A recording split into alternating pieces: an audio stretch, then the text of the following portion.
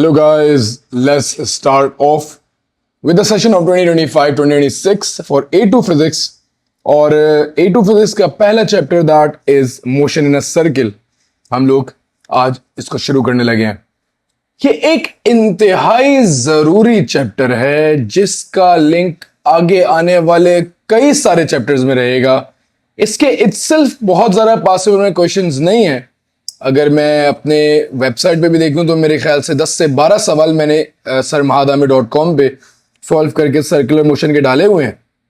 Again ये एक chapter बहुत ज़रूरी है when it comes to physics A levels. इसकी अंडरस्टैंडिंग कोर है आगे आने वाले बहुत सारे चैप्टर्स के लिए। तो वक्त जाये किए बगैर लेट्स डिस्कस कि हम इसमें पढ़ेंगे क्या क्या। हम लोग इसमें काइनेमेटिक्स पढ़ते हैं ऑफ यूनिफॉर्म सर्कुलर मोशन और उसके बाद हम लोग इसमें सेंट्रीपिटल एक्सेलरेशन के हिस्से को भी डिस्कस करते हैं। सेंट्रीपिटल फोर्स पढ़ते हैं, बहुत सारी डिटेल चीजें पढ़ते हैं।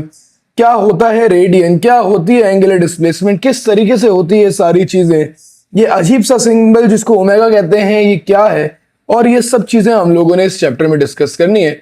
अराउंड 5 to 6 लेक्चर्स इस चैप्टर को खत्म करने में लगेंगे और इंशाल्लाह आप इससे बहुत फायदा उठाएंगे।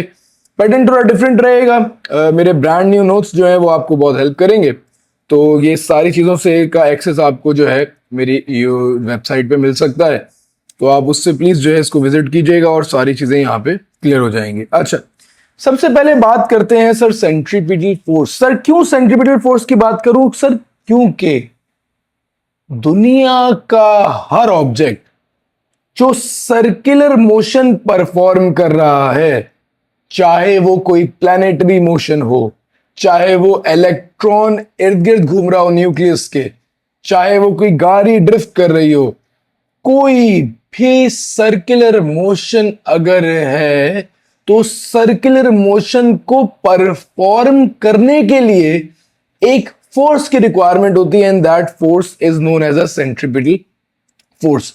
इसकी बेसिक अंडरस्टैंडिंग लेते हुए हम इस चैप्टर को आगे बढ़ाएंगे। इस सेंट्रीपिटल फोर्स पे हमें एक बहुत डिटेल डिस्कशन करनी है आगे आने वाले लेक्चर्स में। फिलहाल अगर बात करें सेंट्रीपिटल फोर्स की, तो वो फोर्स जो किसी भी सर्कुलर मोशन को परफॉर्म करने के लिए चाहिए, force that is needed in order to perform a circular motion, इसको हम लोग सेंट्रीपिटल फोर्स बोलते हैं।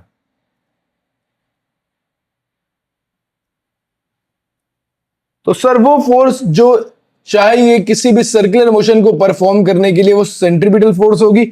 और ऑब्जेक्ट सर कैसे भी मूव कर रहा हो, ये सेंट्रीपिटल फोर्स की डायरेक्शन हमेशा towards the centre of the circle होती है। This is always going to be the direction of the centripetal force. Sir मेरा ऑब्जेक्ट यहां भी आ जाए, मूव होते होते कहीं पे भी चले जाए, डायरेक्शन ऑफ सर्किल जो सेंट्रीपिटल फोर्स होगी वो हमेशा towards the centre of the circle ही होगी। जो डायरेक्शन ऑफ सेंट्रीपिटल फोर्स होगी वो हमेशा towards the centre of the circle ही होगी। सर अगर एक object anti clockwise circular motion perform कर रहा है as a uniform circular motion, तो इसमें चंद और बातें जो हमें याद रखने वाली हैं वो ये हैं कि वेलोसिटी की डायरेक्शन हमेशा perpendicular to the direction of the force रहती है। It is always at 90 degree. तो जो वेलोसिटी की डायरेक्शन है that is going to be perpendicular to the direction of the force. अगर मेरा मोशन कुछ इस पैटर्न पे है तो जो मेरी वेलोसिटी होती है वो हमेशा फोर्स से 90 डिग्री के एंगल पे होती है और हमेशा वो जहां पे भी ऑब्जेक्ट मूव कर रहा होगा the direction of velocity is going to be perpendicular to the direction of the force and will be tangential to the path of the circle. ये tangential to the path of the circle होगी and perpendicular to the force होगी। Similarly जो centripetal acceleration है वो भी हमेशा हमारे पास towards the center of the circle ही होती है और जितनी force होती है उतनी हमारे पास centripetal acceleration होती है। एक छोटी सी मिसाल से इसको डिस्कस करते हैं। कि यार ये किस तरीके से जो है हमारी अंडरस्टैंडिंग इस पैटर्न पे रहेगी, हम लोग जो है एक एग्जाम्पल तौर पे यूनिफॉर्म सर्कुलर मोशन को देखते हैं। लेट्स सी कि ये क्या है। यूनिफॉर्म सर्कुलर मोशन में आप इसमें अगर वेलोसिटी को देखें तो वेलोसिटी जो रिजल्टेंट वेलोसिटी का वेक्टर है, यू कैन क्लियरली ऑब्जर्व कि वो ये जो मोटा वाला एरो है that is always tangential and perpendicular. अगर मैं इसमें एक्सेलरेशन की बात करूं तो एक्सेलरेशन का जो एरो है that is always towards the centre of the circle. Acceleration के एक्स और वाई कंपोनेंट्स वेरी कर सकते हैं बट रिजल्टेंट एक्सेलरेशन हमेशा towards the centre of the circle होगी। सिमिलरली फोर्स भी हमेशा towards the centre of the circle होगी and this force is required to perform the circular motion, hence it is called the centripetal force. ये थी sir कुछ basic understanding कि एक circular motion को परफॉर्म करने के लिए एक फोर्स की रिक्वायरमेंट है। वो फोर्स किसी भी किस्म की फोर्स हो सकती है बट उसका नाम जेनेरिक नेम सेंट्रीपिटल फोर्स होगा और वो हमेशा towards the centre of the circle होगी।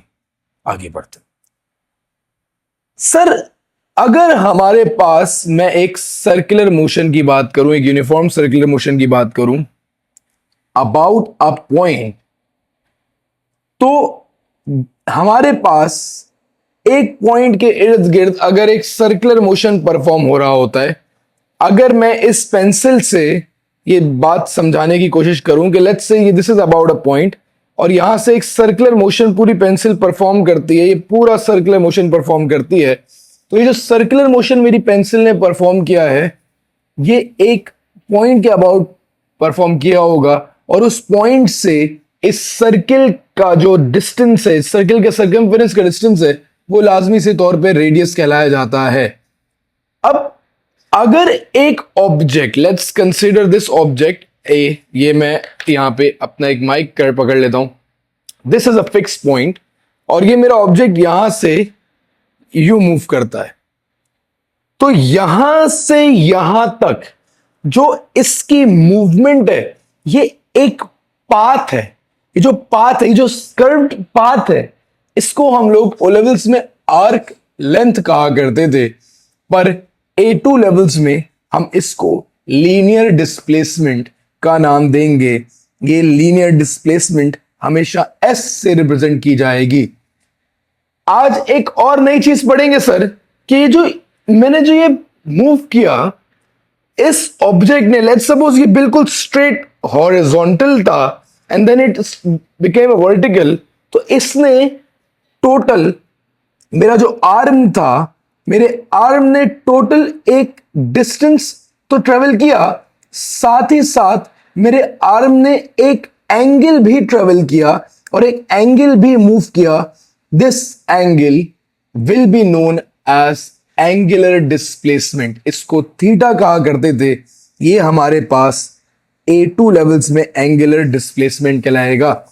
अबाउट अ पॉइंट अगर कोई भी चीज सर्कुलर मोशन परफॉर्म कर रही है तो इस सर्कुलर मोशन को परफॉर्म करने में एक तो सेंटर से, अबाउट अ पॉइंट सेंटर से कहां से सर्कुलर मोशन परफॉर्म कर रही है उस तक की लेंथ, रेडियस, जितना डिस्टेंस वो मूव करती है एक सर्कुलर पाथ में that is called linear displacement, और कितना एंगल मूव करती है that is called angular displacement. Sir अब ना एक क्वेश्चन आता है कि ये तो सर शॉर्टेस्ट पॉसिबल पाथ है नहीं, तो ये लीनियर डिस्प्लेसमेंट क्यों कहलाती है, लादर लीनियर डिस्टेंस क्यों नहीं कहलाती। लीनियर डिस्टेंस भी बहुत सारी जगहों पे लिखा आता है, लीनियर डिस्टेंस का कोई इश्यू नहीं है, linear distance is also allowed, आप लिख सकते हैं, बट देखिए एक सर्कुलर पाथ के लिए इससे शॉर्टेस्ट कोई डिस्टेंस ही नहीं है ना। सर्किल में रहते हुए अगर मैंने इस पॉइंट से इस पॉइंट तक आना है, सर्किल पे रहते हुए, सर्कुलर मूव करते हुए, तो ये उसकी शॉर्टेस्ट पॉसिबल डिस्प्लेसमेंट है, तो शॉर्टेस्ट पॉसिबल डिस्टेंस है, सॉरी, तो इसी वजह से इसको हम लोग लीनियर डिस्प्लेसमेंट का नाम देते हैं। ठीक है, अब सर हमारे पास एक बहुत ही बुनियादी ताल्लुक इन चीजों के बीच में काम कायम करते हैं, and that relationship is S is equals to R theta, that linear displacement is equal to radius multiplied by angular displacement। तो अगर मैं कहता हूं कि अगर मैं इसको एंगुलर डिस्प्लेसमेंट के टर्म्स में बात करता तो वो बात कुछ इस तरीके से होती that if a body moves with a linear displacement x, the body move with a linear displacement s around a circular path of radius r,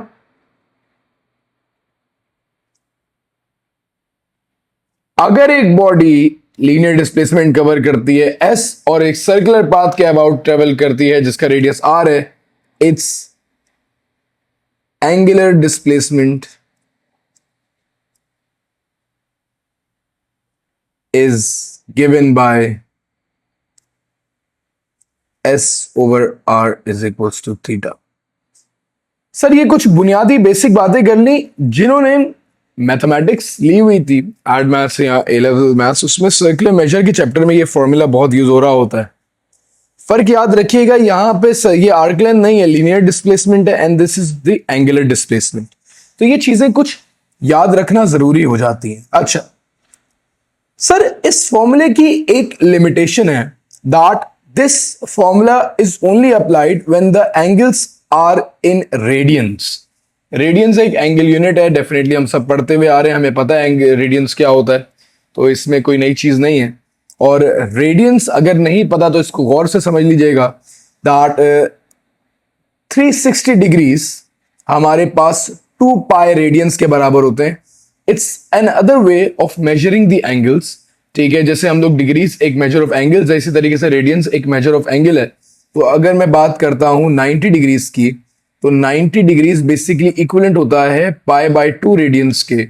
180 degrees equivalent होता है पाई रेडियंस के। 270 डिग्रीज हमारे पास इक्विवेलेंट होता है 3/4 पाई रेडियंस के। And then 360 degrees is equal to 2 pi radiance.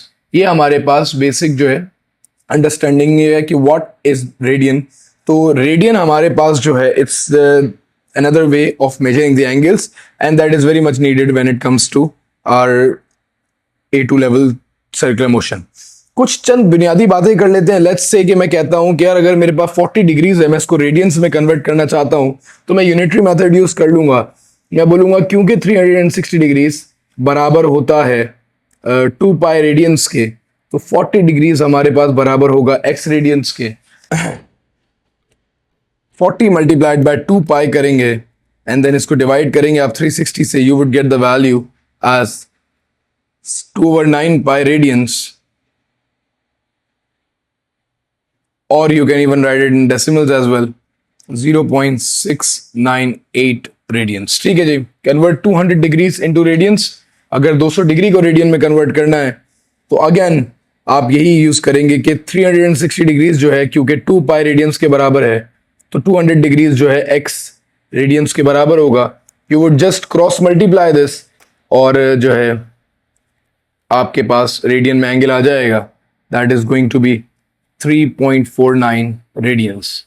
अच्छा मेरे बच्चों, रेडियंस में एंगल तो मेजर करना आपको आ गया, ठीक है, वेरी सिंपल, कोई परेशानी की इसमें बात नहीं है, ठीक है। तो एज सच इसमें इश्यू नहीं करिएगा, ये बुनियादी सी बातें होती हैं, कन्वर्जेंस इंपॉर्टेंट है, ठीक है, मोरलेस एज सच आती भी नहीं है, बट अगेन एक कॉन्सेप्चुअल ग्राउंड्स पे आपको ये सारी बातें पता होना बहुत जरूरी है। अब सर हम लोगों ने जहां तक की बात कर ली, हमने पढ़ लिया sir S is equals to R theta. जरा उसकी भी एक आध कोई बेसिक सवाल देख लेते हैं कि किस तरीके से सवाल आ सकता है। बोलता है ball is travelling from B to C into a circular path of radius 15। इस सर्कुलर पाथ का जो रेडियस है that is given as 15 and moving an angle of 160 degrees. ये बॉल ने जो एंगल मूव किया that angle is 160 degrees. Find the distance travelled. तो आप क्या करेंगे sir, S is equals to R theta करेंगे। क्या ये डायरेक्टली अप्लाई हो सकता है? नहीं हो सकता, मुझे 160 डिग्रीज को पहले रेडियंस में कन्वर्ट करना पड़ेगा। मैं बोलूंगा 360 डिग्री क्योंकि 2 पाई के बराबर है, तो 160 डिग्रीज जो है x के बराबर होगा। तो मैं सबसे पहले इसको कन्वर्ट करूंगा 160 multiplied by 2 pi and divided by 360। मेरे पास जो वैल्यू आ जाएगी एंगल की that is going to be 2.79। तो मैं सबसे पहले लीनियर डिस्प्लेसमेंट निकालने के लिए radius is 15 and the value is 2.79 मैं मल्टीप्लाई कर दूंगा और मेरे पास जो आंसर आ जाएगा आर्क लेंथ का या लीनियर डिस्प्लेसमेंट का that is going to be 41.9। तो ये हमारे पास जो है एक बेसिक सा कचरा सा सवाल हम लोगों ने देख लिया। ठीक है जी। अगेन जो इंपॉर्टेंट बात थी वो यही थी कि एंगल जो है रेडियंस में होना चाहिए। दूसरी बात क्या थी कि हमारे पास हमेशा कन्वर्जन इसी तरीके से कीजिएगा। कोई चाहे तो एक और पैटर्न याद रख ले कि भाई अगर मैं डिग्री में एंगल अगर मेरे पास डिग्री में गिवन है तो अगर मैं उसको मल्टीप्लाई कर दूं 2 पाई डिवाइडेड बाय 360 के रेशो से, तो आपके पास जैसे फॉर एग्जांपल 160 था, अगर मैं इसको मल्टीप्लाई करा दूं 2 पाई डिवाइडेड बाय 360 के रेशो से, तो हमारे पास एंगल जो है डिग्री से रेडियन में आ जाएगा। तो डिग्री से रेडियन में जाने के लिए सिर्फ और सिर्फ अगर किसी की यूनिटरी मेथड कमजोर है तो डिग्री से रेडियंस में जाने के लिए आप इसको 2 पाई से डिवाइड कर मल्टीप्लाई करके 360 से डिवाइड कर सकते हैं। बेसिक कन्वर्जन रेशियो है। और इसका ऑपोजिट भी यही होता है, अगर रेडियंस से डिग्री में जाना है तो वो हमारे पास जो है उसके लिए हम लोग मल्टीप्लाई करते हैं 360 से and we divided from 2 pi. तो ये हमारे पास कुछ बेसिक अंडरस्टैंडिंग हो गई। सर आज के लिए जो लास्ट बात हम लोगों ने करनी है दैट इज के रेडियन होता क्या है। ये रेडियन की डेफिनेशन बहुत पूछे जाने वाली डेफिनेशन है और जब भी सर्कुलर मोशन का सवाल आता है तो वो लाजमी पूछता है कि डिफाइन रेडियंस 1-2 नंबर के लिए। रेडियन को समझने के लिए पहले तो इस बात को समझें कि radians is a way to measure the angles. पर जब भी वो डिफाइन रेडियन की बात कर रहा है तो ही बेसिकली आस्किंग कि व्हाट इज 1 रेडियन। ये पूछ रहा है एग्जामिनर का मतलब आपसे पूछने का है कि 1 रेडियन क्या होता है। तो किसी भी सर्कुलर पाथ की अगर मैं एग्जांपल लूं and I start moving from a point such that मैं इतना मूव कर गया उस सर्कुलर पाथ पे कि लेट्स सपोज मैंने जितनी लेंथ ऑफ आर्क कवर की मान लेते हैं वो 10 मीटर है और मेरा सर्कुलर पाथ का जो रेडियस था वो भी 10 मीटर था। तो ऐसा अगर हो जाए कि जितनी मैंने आर्क लेंथ या लीनियर डिस्प्लेसमेंट कवर की वो बराबर हो जाए रेडियस ऑफ द पाथ से, तो अगर मेरी लीनियर डिस्प्लेसमेंट और रेडियस ऑफ द पाथ बराबर हो जाए उस वक्त जितनी एंगुलर डिस्प्लेसमेंट होगी that is always equal to 1 radians. तो एंगुलर डिस्प्लेसमेंट 1 रेडियन कब होती है? जब हमारे पास रेडियस और लीनियर डिस्प्लेसमेंट दोनों बराबर हो जाएं, तो एंगुलर डिस्प्लेसमेंट जो उस वक्त आ रही होगी that is going to be 1 radians. अगर मेरे पास लीनियर डिस्प्लेसमेंट 10 थी, रेडियस 10 था, तब भी बेटा एंगुलर डिस्प्लेसमेंट कितनी आ रही होगी? 1। तो इसकी बहुत ही बेसिक डेफिनेशन ये है that 1 radian is angle suspended from the centre of the circle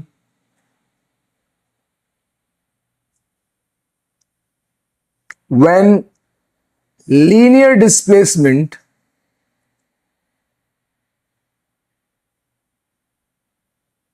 या फिर arc length equal to the radius of the path।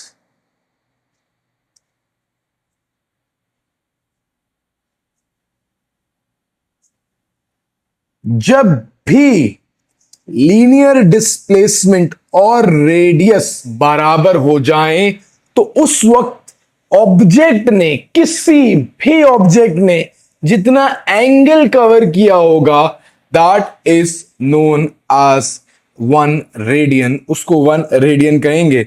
अच्छा, सिर्फ अपनी खुशी की खातिर एक रेडियन को डिग्रीज में भी निकाल लेते हैं। 2 pi radians were equal to 360 degrees, तो 1 radians is equal to x 360 divided by 2 pi, तो ये जो 1 रेडियन है that is equal to 57.329 degrees के बराबर ये 1 रेडियन की डिग्री में वैल्यू होती है। ठीक है जी, सिर्फ अपनी खुशी की खातिर, इसका कोई ताल्लुक नहीं है, सिर्फ समझने के लिए कि सारे कॉन्सेप्ट्स क्लियर हो गए हैं। आप इस चीज को याद रखें। हमने बात शुरू की सर्कुलर मोशन होता क्या है, उसको चलाने के लिए सेंट्रीपिटल फोर्स चाहिए होती है। इसकी इंतहाई डिटेल डिस्कशन हम लोग आने वाले लेक्चर्स में करेंगे। बहुत इंटरेस्टिंग किस्म के कंटेंट है इस पे, काफी ज्यादा इंटरेस्टिंग। उसके बाद हम लोगों ने कुछ सर्किल की डिटेल्स पे डिस्कशन की। मैंने बताया अगर एक बॉडी लीनियर डिस्प्लेसमेंट करती है कवर अराउंड अ सर्कुलर पाथ, उसकी एंगुलर डिस्प्लेसमेंट इस फॉर्मूले से निकाली जा सकती है। मैंने बताया इस फॉर्मूले के यूज के लिए हमेशा रेडियंस एंगल यूज करते हैं। मैंने बताया कि हम लोग एक एस इक्वल्स आर थीटा को किस तरीके से कॉमन से सवाल में यूज कर सकते हैं। और मैंने आखिर में बताया कि रेडियंस, एक रेडियन वो एंगल है जो सस्पेंड होता है सेंटर ऑफ द सर्किल से, सिर्फ उस सूरत में एक रेडियन की बात कर रहा हूं जब लीनियर डिस्प्लेसमेंट और रेडियस दोनों बराबर हो जाएं। ऑन दैट नोट आज के लेक्चर के यहाँ पे अख्ताम करते हैं। नेक्स्ट क्लास में will discuss what is linear velocity, what is angular velocity, और ये काइनेमेटिक्स बहुत इंटरेस्टिंग होती जाएगी और इसके कुछ बड़े बुनियादी तौर पे सवालात को डिस्कस करेंगे और फिर हम लोग सेंट्रीपिटल एक्सेलरेशन में मूव करेंगे। स्टे ट्यून्ड, लेक्चर को याद रखिएगा, समझ लीजिएगा, सब्सक्राइब कीजिएगा और आगे आने वाले लेक्चर्स यूट्यूब पे अपलोड हो जाएंगे। बहुत सारे लेक्चर्स मेरी वेबसाइट पे भी मौजूद हैं, दैट इज sirmahadamir.com। तो आप वहां जाके A2 के सेक्शन में लेक्चर्स को डिस्कस कर सकते हैं, देख सकते हैं। उसमें बहुत सारे पास्ट पेपर्स की रिकॉर्डिंग्स भी आपको मिल जाएंगी। That would help you a lot. Take care guys, दुआ में याद रखिएगा। Thank you.